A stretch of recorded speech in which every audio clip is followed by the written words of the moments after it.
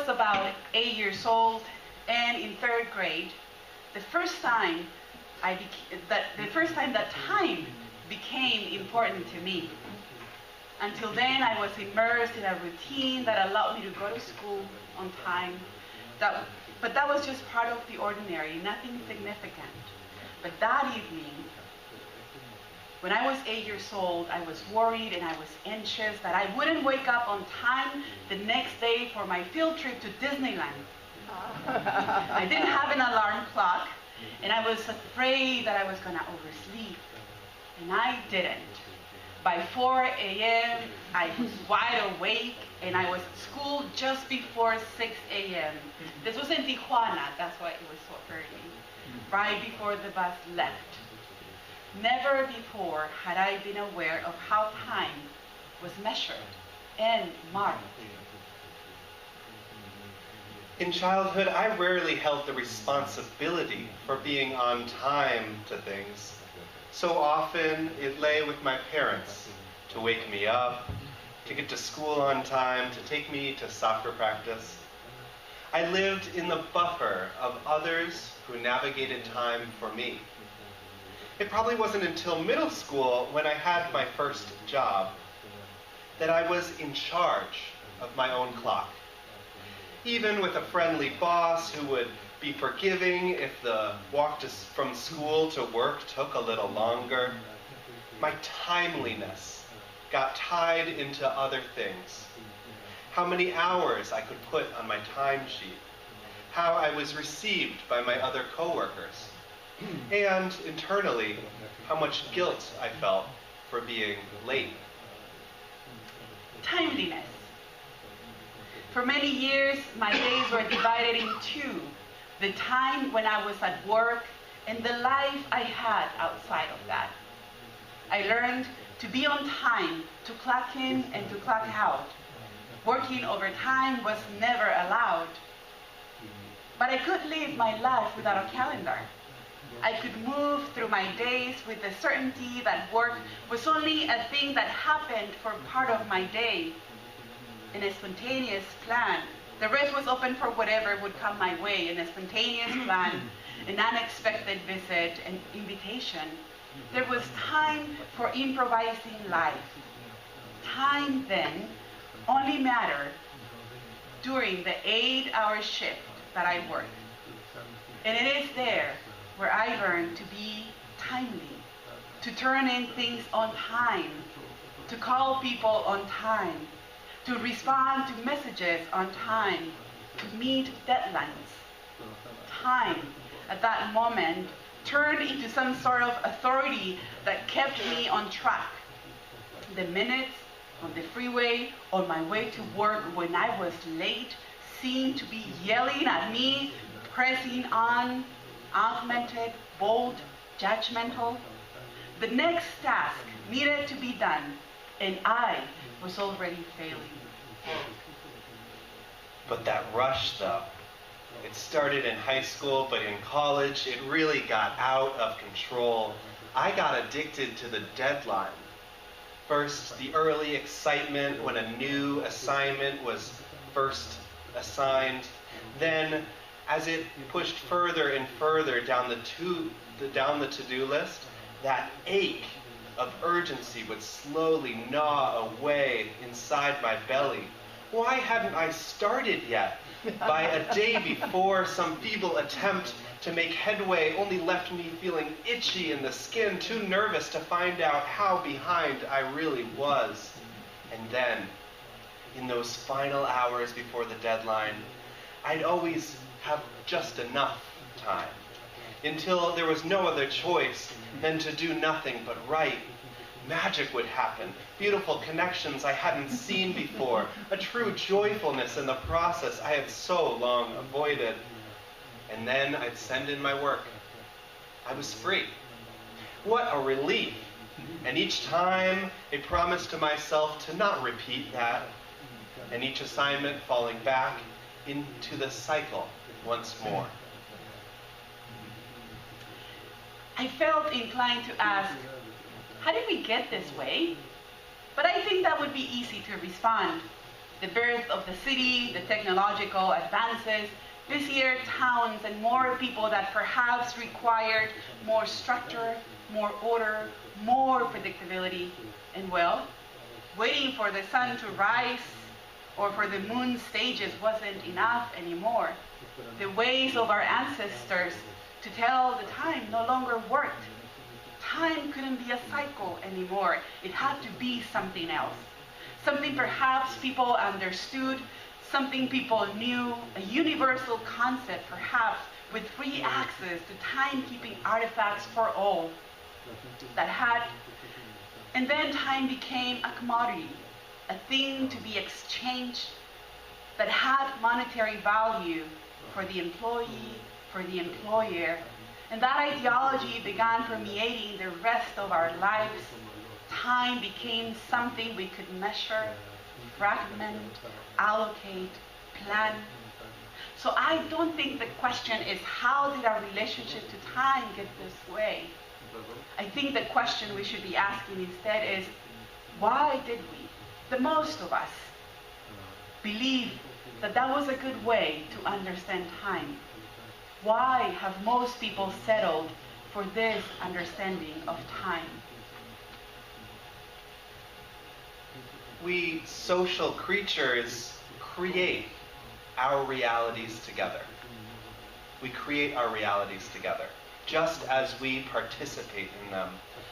When we let go of the origin stories of how time got to be this way and hold on to those now stories, time, for some, is an unchosen choice. The working parent brings home the urgency of timeliness to their children's routine, or the anxiety around productivity squeezes human interactions into meeting blocks to be scheduled. It can be and feel like our very survival is bound up to this way of time. And in the process, we forget. And our horizon for the possible gets constrained. The city lights drown out the starlight. Screen time replaces sunshine. And there's produce from any season available at the grocery store when we want it. Losing touch of these cycles, this linear time, seems like the only way. Our imaginations may be found lacking, but there are other ways. Humans go around living life with a whole lot of unchosen choices, unchosen and unquestioned. It isn't until we come across someone who does things differently that some of us pause and wonder how real our choice, our way of engaging in the world has been. I can see how convenient planning a birthday party at a restaurant or another venue can be. You accomplish the purpose of celebrating a person, but without taking too much of your time or of your guest's time. The first time I was invited, one of my daughters was invited to a birthday party from a non-Mexican friend. I thought it was kind of weird that the party would only last 2 hours. See, when I plan a party at my house, I tell my guests that the party starts at 2 to make sure they'll be there by 3 or 4 maybe. And then we don't have an end time. We'll know when it's time to wrap it up. When it starts getting too cold or too late, or when the conversation has run out. It's time to go home. Because time is cultural, it matters how I react and engage to those cross-cultural experiences. Do I meet it with annoyance and frustration, or curiosity? When I spent a summer working with Jewish rabbinical students, I discovered a new orientation to time, the Sabbath. While the flurry of work and socializing looked similar to my own life during most of the week, come Friday afternoons, we entered into another time. What work could still be done was finished, and everything else could wait. As soon as sundown came, there was suddenly a new spaciousness, Time to eat and pray and sing and be with one another and God. When I was invited to participate, I discovered that amidst the practice of Sabbath, it wasn't just a different way of approaching time. Deliberately practicing time differently was a way to prioritize life differently. For that time, the savoring of life and the loving of God was held above all else. How we practice time, I saw, reveals what we hold most dear. The gift of the clock is a way of creating some order in a complex society. But the gift of its absence, of not being ruled by it, is the sense of spaciousness. If how we practice time reveals what we hold most dear, then a sense of duty is what's most important for the lamplighter in our story for all ages. For the little princess, the possibility of watching over 1,000 sunsets in a day. Maybe the lamplighter didn't have a choice. He was embedded already in a structure that didn't leave room for much. And well, luckily, none of us has the difficult task of turning on and off a lamp every 60 seconds. I wonder how we can transform our understanding of time and our relationship to time if we were aware of the unconscious ways in which we currently respond.